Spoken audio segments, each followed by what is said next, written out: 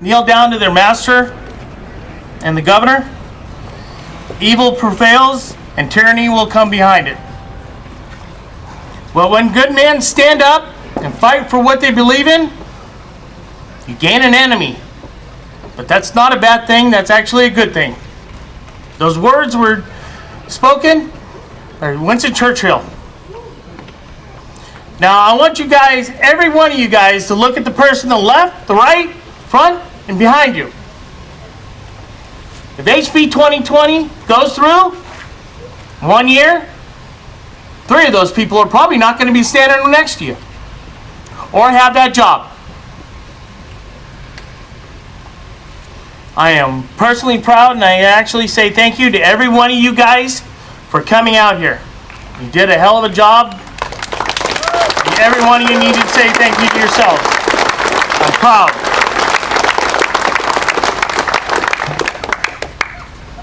From what I've read and what I've seen, we've got, most of us are loggers, low bedders, dump trucks, hay trucks have been rumored to be up here. And we all came together as a community. In Oregon, these people up here in this marble building are really scratching their head going, hey, maybe we bit off too much, because they're getting the bull by the horn. And I can go on about what this has done in California, but Oregon is Oregon proud. And Oregon proud means we're Oregon. We do not need California's rules and regulations beyond that state. If you want California's regulations, the border's 450 miles south of here. Please use it.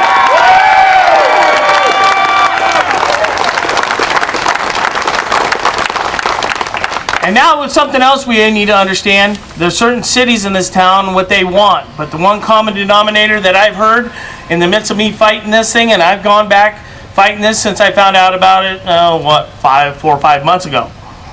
What Portland wants, Portland gets.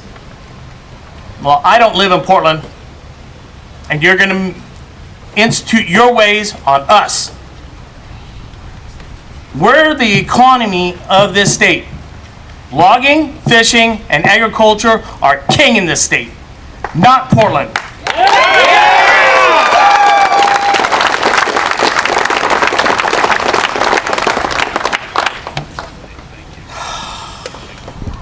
One of our biggest allies, and someone that I respect highly, Representative Shelley Drazen.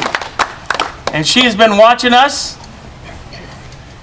so do her right.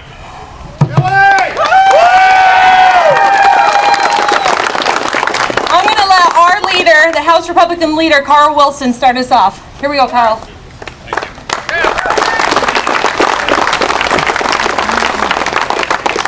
Great turnout, thank you. I can't tell you how much this means to us today to have you here. I'm from Grants Pass, Josephine County, where logs always meant payroll. Always did, still does.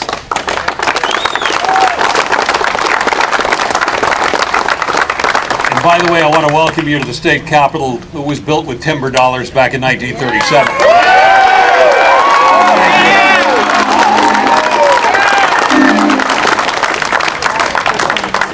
You're absolutely right about Portland imposing their values on us, and we're getting really sick of it. I'm glad you're here today to make that point. On behalf of my members in the House Republican Caucus, we want to especially thank you for being here today. We fought a heck of a fight, 7 hours on the House floor the other night, and you can see what happened. Our people fought bravely, they did, because they believe in you and they believe in timber. They believe in what this great product has done for our state over the years. So again, on behalf of my caucus, we want to thank you for being here today. We want to invite you inside. Please come in, meet the Democrats. Say, not real excited about meeting with you today, but nonetheless, they're the ones that are sticking it to us. And so when you get an opportunity to get inside today, make sure to look them up and encourage them to vote right next time. We'd appreciate that. Thank you for being here.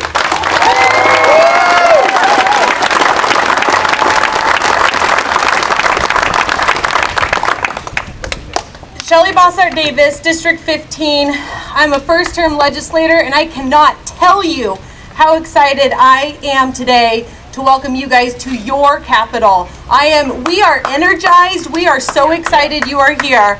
If you don't know, I wear a lot of hats, and one of my favorite hats is daughter of a trucker.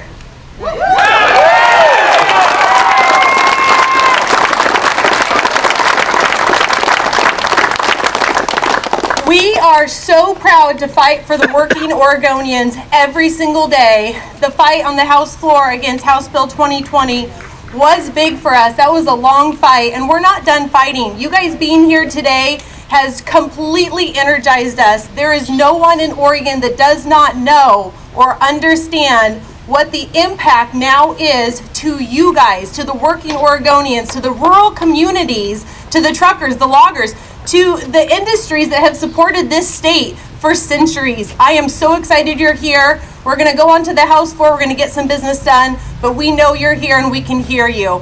Thank you, thank you, thank you.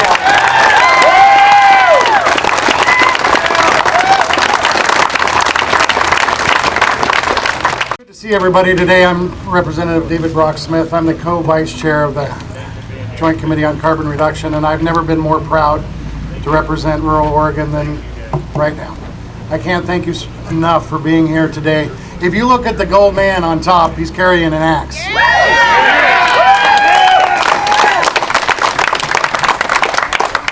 Our hardworking families that you represent in this state built this state. And it's the environmental for-profit, nonprofit that out of Portland and the metro area that is impacting what rural Oregonians do for a living.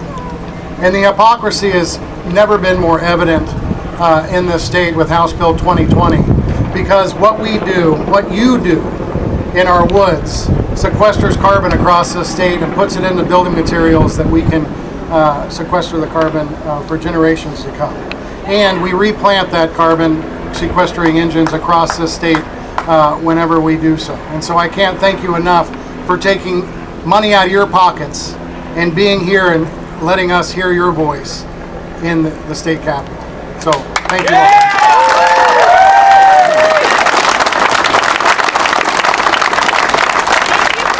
I'm just going to make a real quick comment. My name is E. Werner Reschke from Klamath Falls in Lake County, and House Bill 2020 is appropriately named. If they pass this bill, House Bill 2020, you show them what it's like in November 2020. Thank you.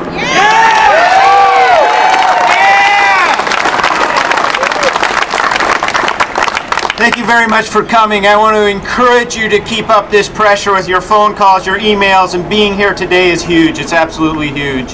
And I want to share with you that don't give up hope. I am one representative, the only elected Republican from Lane County, and if somebody can be a Republican in Lane County, don't ever give up. We're going to keep fighting this till sine die and beyond.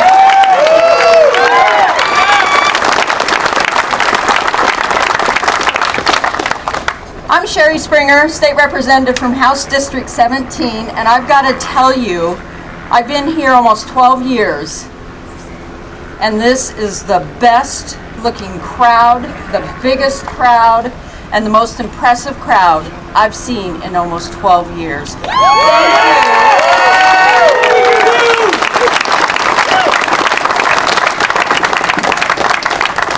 Thank you for energizing a jaded Republican that's been doing this a long time. I got a lot of tire marks on my back and a lot of punches to the face. Thank you for energizing me today to fight for you.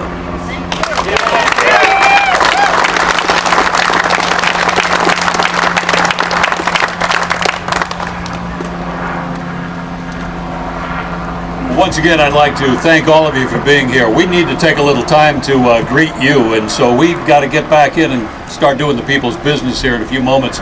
But I'd like my caucus to get out and meet with you, shake your hand, and just again reaffirm how much we appreciate what you're doing. And we're going to keep working. We know that CAP kills jobs. We don't want to see that happen. We want to preserve your jobs and that of our working families. So thanks again, and hang tight. We want to get out and meet with you. Thanks again.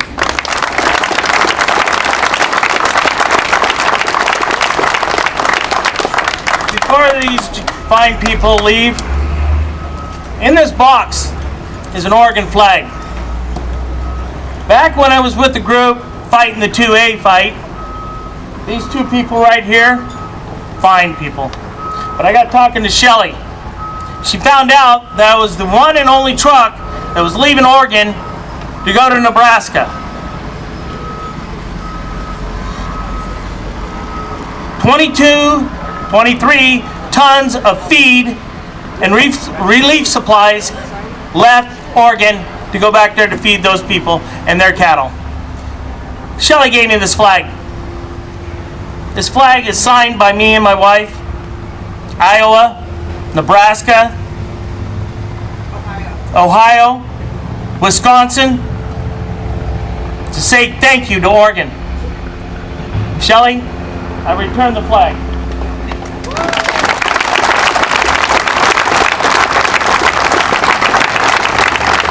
Joey Nation is under, unless anybody else wants to get up here and talk, Joey Nation's kind of under a little time restraints.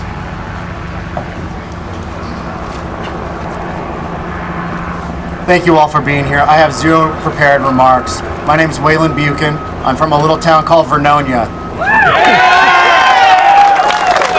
A lot of Vernonians out here today.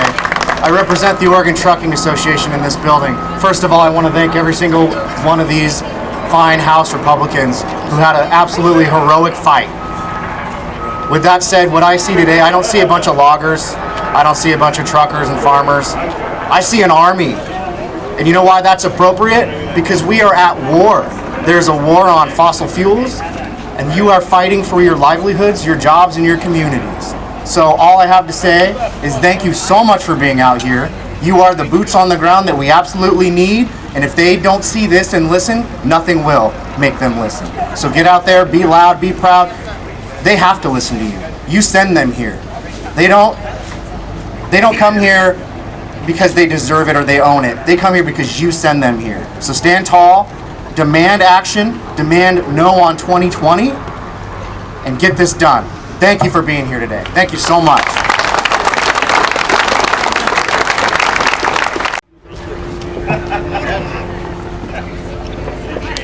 I just had this fine gentleman over here say he's the real Joey Nation. He told me he could come up and talk as long as it was positive. So welcome him in. Thank you everybody for having me. If you don't know me, my name's Joey Nations. I'm the guy who's gonna beat Kurt Schrader, your federal representative in 2020. So I'm the Republican who's gonna kick him the hell out of DC. Right? So the biggest thing I want to tell you folks is that House Bill 2020, it's about a lot more than just ruining jobs. It's about controlling you. It's about controlling your future, your children's future. That is the battle that we're talking about. This is a long-term thing. It's not going to go away after this year. It's going to come back again. This type of force that you're showing today has to be doubled again in the future, because if you don't realize that we're going to fight for our country's future, for our state's future, I don't think you've been paying attention. So the slogan of my campaign is fighting for Oregon. Is everybody here willing to fight for Oregon? Yeah! So what I'm talking about is actually solving the timber problem. I call it a timber problem because we haven't actually had a timber industry in Oregon in about 30 years. Does anybody here disagree with that? And so when we talk about that, what it looks like from the federal level, we're going to fight this stuff not only at the state level, but at the federal level. So when I help rewrite U.S. Forest Service rules, that means we ease logging regulations, we ease access to the forest, we give that power back to the counties, to the companies who actually need access to get that wood actually being cut, processed, and done right here in Oregon. Is that okay with everybody? Yeah! All right. So before I take too long, because he'll know I'll probably talk too much, but the main thing I want to say, folks, is that the fight's not over. This bill is not going to get passed this time, but we're going to stand up and fight like hell and make sure it doesn't, because the next time they're going to come back stronger, they're going to have more money, they're going to come right back after the Second Amendment as well. It's about control. That's what they want. What I want is less government in your life. Is that all right? Yeah! Again, my name's Joey Nations. You can go to my website, joeynations.com. Follow me on social media. We're going to beat Kurt Schrader in 2020. We're going to beat HB 2020. And we're going to get Oregon back to work, all right? Thank you very much for the time, and y'all have just been an amazing crowd. Come shake my hand, get a card, say hi. I need your vote because we're going to turn Oregon red in 2020. If you didn't see, President Trump's talking about Oregon. He's talking about investing here. It's because of this campaign right here. Trump 2020, all right? Thank you, guys. Have a great day, and make sure the Marble Nut House knows you're here, okay?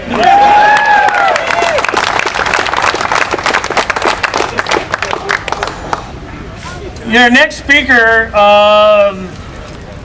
is the president of the OTA, and Janice Jarvis just walked off. So, Mike Peel, where are you? Mike Peel!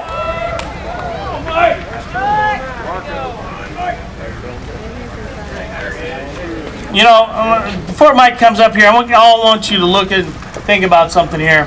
For the amount of turnout we've had here, just for what I estimate is here, and the companies that did show up, there's probably close to $1 billion of lost revenue. And we should not have to lose $1 billion in our revenue to come down and babysit these people. The best side of that is they just lost $350 million in tax revenue for the day. Think about that. Mike?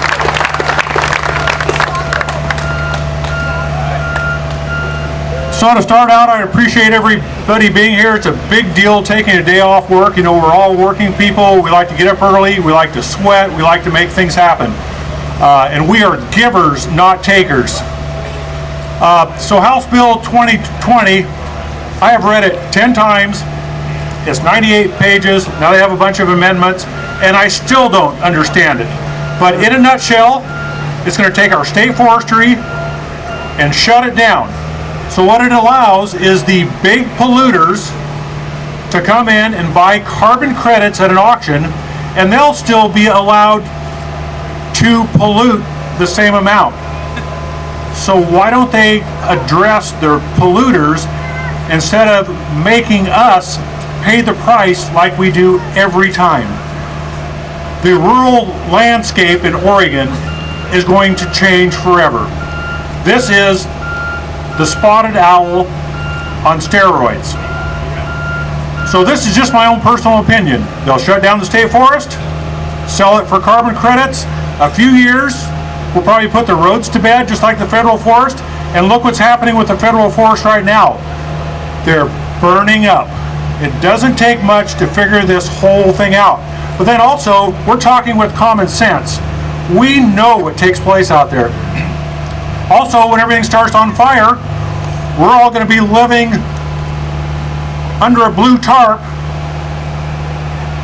using the sidewalks to go to the bathroom on. I mean, thank goodness Oregon has a great homeless plan, because that's where, I mean, we're working people, we don't want to do that, but look at the writing on the wall. So we're all good, hardworking, honest people. It takes a lot for us to take a day off. Please, everybody inside that building, really think about what's going on. It's just a trade-off at our expense. Rural area, hard-working people. All we want to do is work, be responsible, and again, we want to be givers, not takers. And I'm just very happy to be here, and I'm glad everybody else is here, and hats off. Thanks for being here.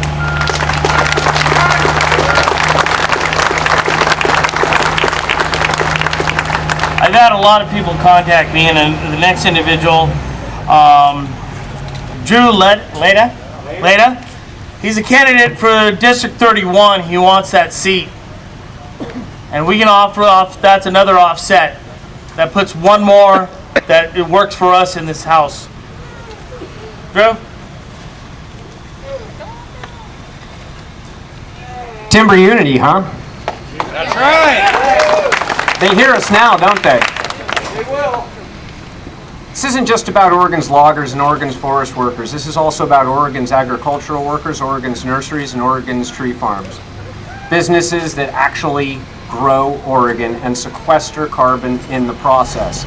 Every log you see on those trucks back there, every log you see going down the street on our highways, putting money in our economy through Oregon's circulation system, is Oregon growing. We can grow Oregon if they stay out of our way.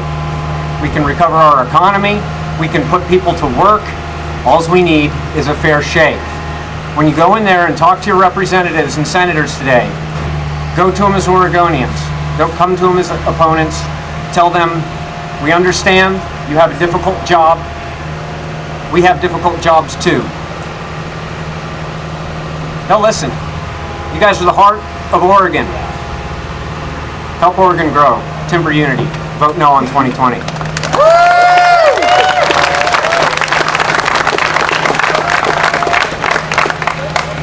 You know, House Bill 2020 affects all of us. House Bill 2007 affects everything we drive.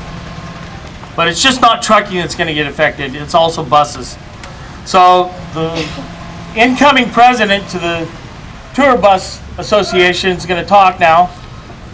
Lisa Combs.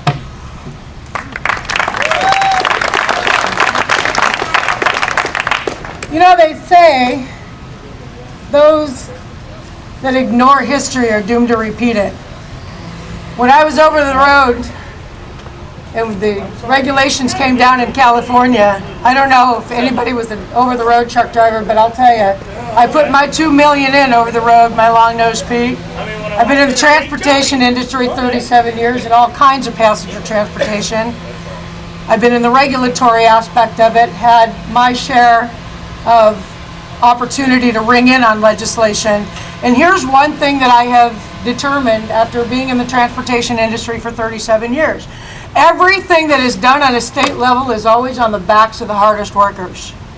And that includes taxing over-the-road truck drivers in local farms, logging operations. And all we have asked from the Northwest Motor Coach Association, which, as Lauren said, have kind of changed focus just a little bit. Right now, I'm an employer. Right now, I have to try and figure out how it is that I'm going to give my employees raises. The buses that brought you in here today, they're effective. The wine country that relies on these small little buses to come in and take them to all of their wineries, they're effective. The campgrounds that are going to require visitors to their campgrounds that are going to bring propane to those campgrounds are effective. And I don't think that people actually realize the wide scope of this. But when I was an over-the-road truck driver, and I had a really sweet older Pete that did not meet CARB in California, I just told dispatch I'm not going to California. Now, if we don't change the way that we think about things here in Oregon, California has other resources to pick up the slack. People parking their trucks on the border and saying, we're not going in. Do the lawmakers of this state want the same thing to happen? Do they not want my colleagues in Washington, Idaho, Utah, California, and surrounding states to not bring tourism dollars into our state? They need to pay attention. It is very much about every single solitary citizen of this state. And if we do not pay attention, it is a history that we are going to be doomed to repeat. And we need them to do more. We need them to incentivize fuel incentives, find ways, if they want us to be more compliant, don't create slush funds to use on pet projects. Find ways to make these changes happen within the industry and not outside of the industry, and use it for things that do not affect us directly. Require that they constitutionally direct those funds to go for things that are going to make sure that you have a job to go to every day, and that I have employees that I can support and give benefits to, vacations to, raises to, and I can continue to support the tourism dollar that comes into the state, as well as the families that founded it. Keep fighting, guys. It's important. Thank you. Okay, I'm going to try to keep this thing going as shortly so we can take off. and go inside and meet these people and let them know that we are who we are. Fort George, I want to talk to you a little bit about that. As a whole and as a group, I did contact one of the owners, or one of the owners contacted me, and I gave him the olive branch to repeal or retract that letter and to hear our side. And he was all for it. Oh, come on up. There was just no time we were going to get up there to do it. And I again went home, got his email, sent him all the information. I got an email back from him. And you know what it said? It's just too much hatred for Fort George. I can't help you guys. And what I said back to him? You just cut your own throat. You live in Astoria. You run a business in Astoria. How many of my people go into your establishment? How many of my people buy your beer? And as of the last count, I had 11 storefronts told them, come get your beer. 11.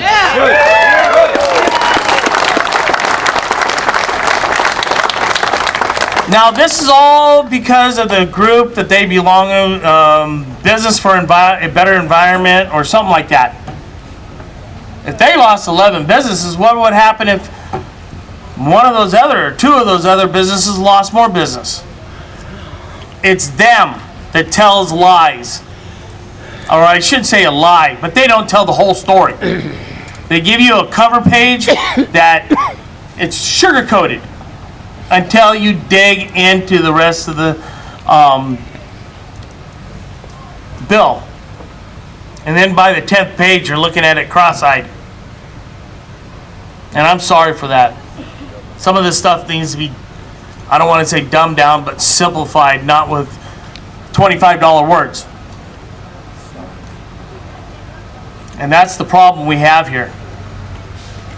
They never tell, some of these people just don't tell the whole story because they're on an agenda. Our jobs, our livelihood, our equipment, it's not for them to take.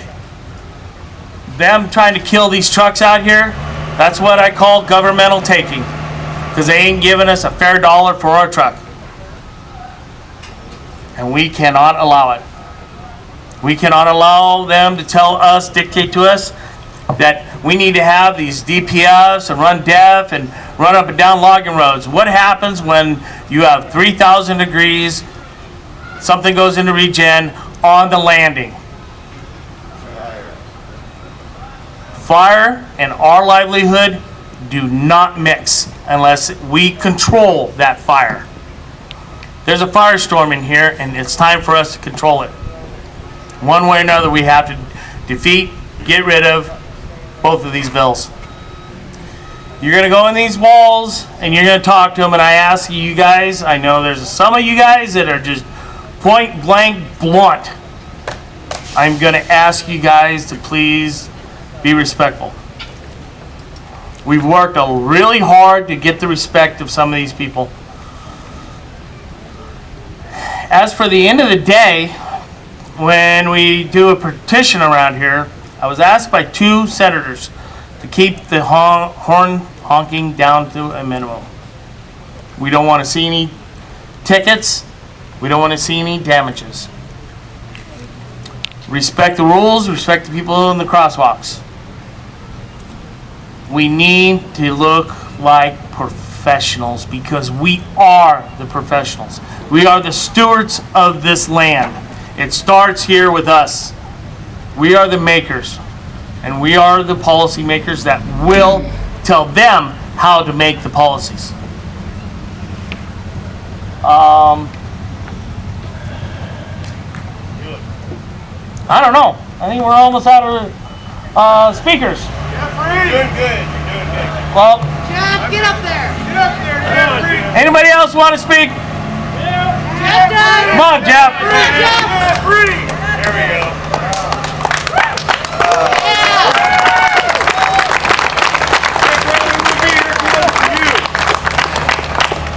I tell you what, I can't do this without all you guys. This is absolutely amazing. All your support is the only way we can make a change here. I want to make sure everybody votes in 2020. Get these damn Democrats out of the office. Tired of them screwing us. Thank you guys for coming.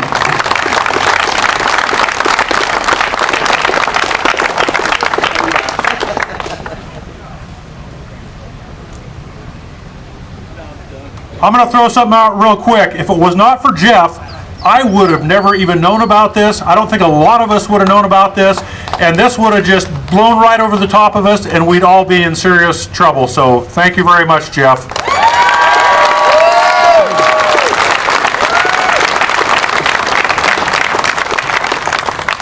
I'm going to ask a favor of you guys, and I need 30 strong-willed men and women.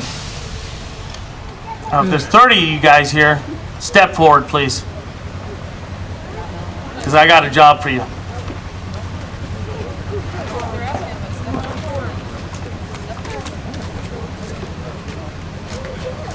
I want you guys to go with this gentleman here. Use timber. And we're going to go, the opposition is sitting in somebody's office. And I want every one of you guys to stand up and go up there. I want you guys to go up there. I don't want any fighting. I want you guys to look like professionals.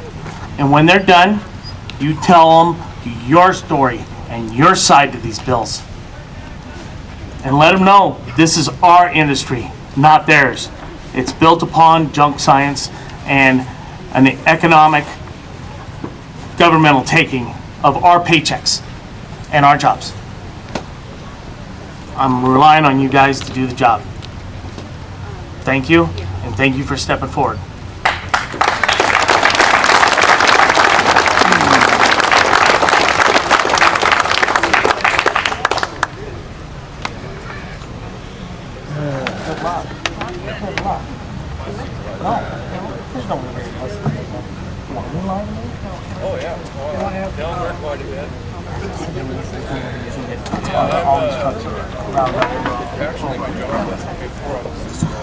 All right, other than my 30 soldiers, it's time for us to go inside, talk to them, tell them our story.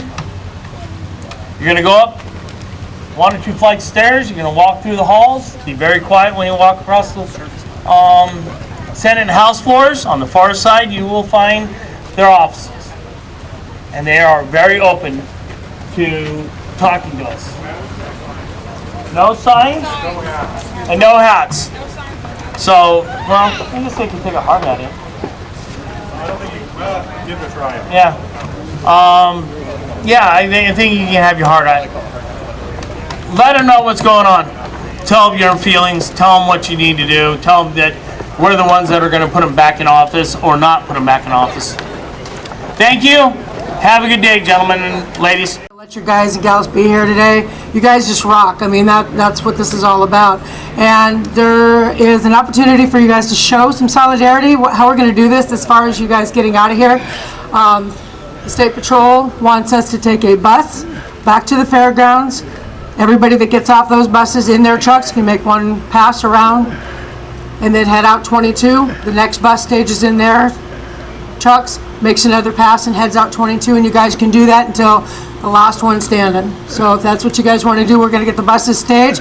First group, go get in your trucks, make sure no rolling coal, make sure you guys are respectful, and seat belts, and you have to wear your seat belts. It's the safety director and me. And what else did they want, Melissa? Huh? Oh, no jakes. No rolling coal, no jakes, seat belts on, be respectful, send your message to them. For all of you organizers, you guys are just super amazing. For everybody that came out here today, again, super amazing. So give yourselves a great, big, gigantic round of applause for that.